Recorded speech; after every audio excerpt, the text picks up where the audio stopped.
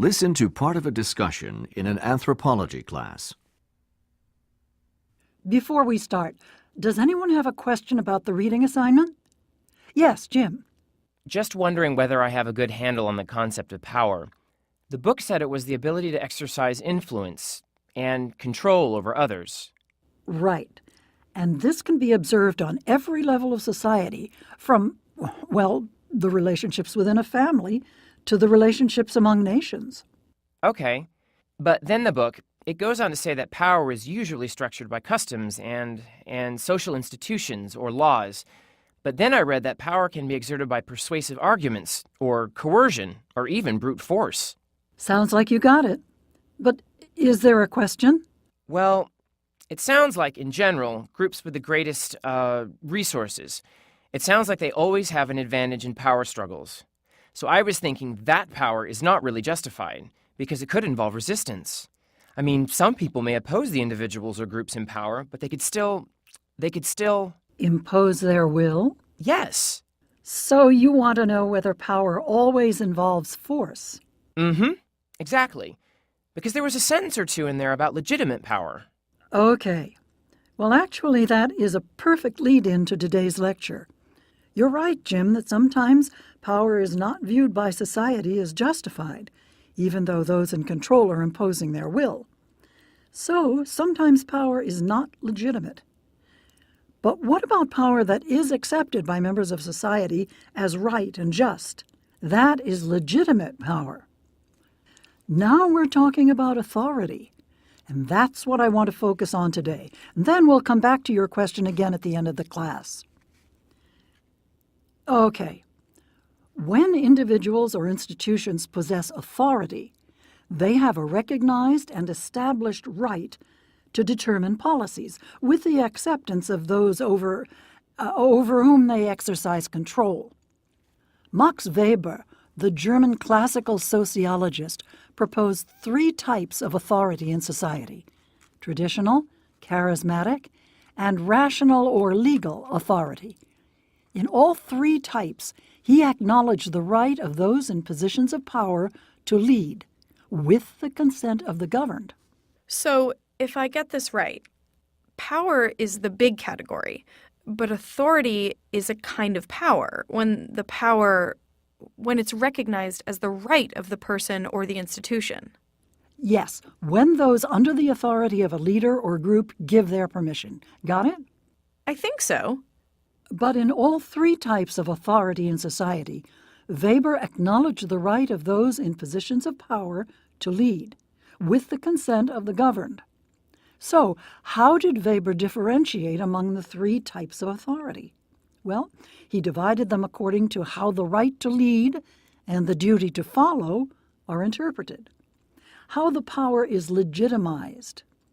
In traditional authority, for example, power resides in customs and conventions that provide certain people or groups with legitimate power in their societies.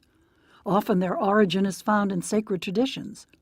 The example that most often comes to mind is monarchy, in which kings or queens rule by birthright, not because of any particular quality of leadership or political election, just because they have a claim to authority based on traditional acceptance of their position, and in some cases, their unique relationships with and responsibility in religious practices.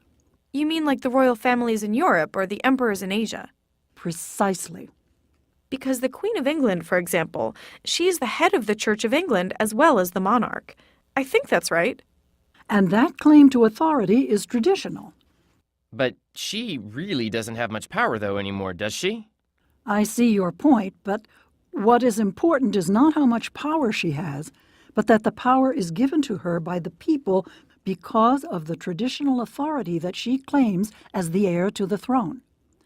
Now, this contrasts sharply with charismatic authority, which is derived because of personal attributes that inspire admiration, loyalty, and even devotion. Leaders who exercise this type of authority may be the founders of religious movements or political parties, but it's not their traditional right to lead. What's important here is that their followers are mobilized more by the force of the leader's personality than by tradition or the law. So, when we think of charismatic leaders in the United States, who comes to mind? Well, I can't think of anyone who is alive today, but maybe John Kennedy would be an example because he was able to get people behind him. Good example. Kennedy was able to project a youthful and energetic image that people were proud to identify with. Or Ronald Reagan. I prefer Republicans, Dr. Cooper. Reagan had a lot of charismatic appeal, and he exercised authority when he was in office. Great. Now we have both parties represented. In any case, going back to Weber, to qualify for charismatic authority, a leader must be able to enlist others in the service of a cause that transforms the social structure in some way. So politics, especially at the highest levels, it often attracts charismatic leaders because it offers the opportunity for social change. Which leaves us with the third type of authority, legal rational authority, or power that is legitimized by rules, laws, and procedures.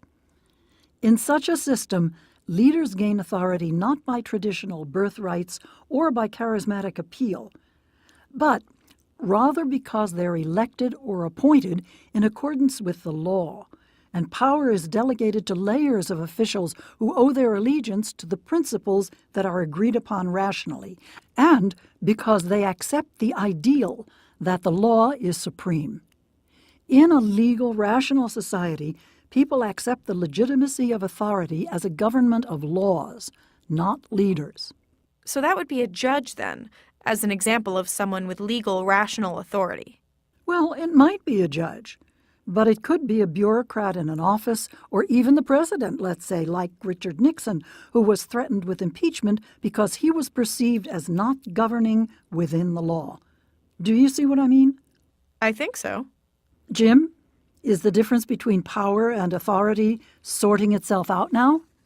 It is. Okay, then. Some sociologists have postulated that the three types of authority, the traditional, charismatic, and legal rational, that these types represent stages of evolution in society. That pre-industrial societies tend to respect traditional authority, but as societies move into an industrial age, the importance of tradition wanes in favor of charismatic authority, with a natural rise of charismatic leaders. Then, as the modern era evolves, the legal rational authority embodied by rules and regulations, it replaces the loyalty to leaders in favor of a respect for the law. Of course, other sociologists argue that in practice, authority may be represented by a combination of several of these ideal types at any one time.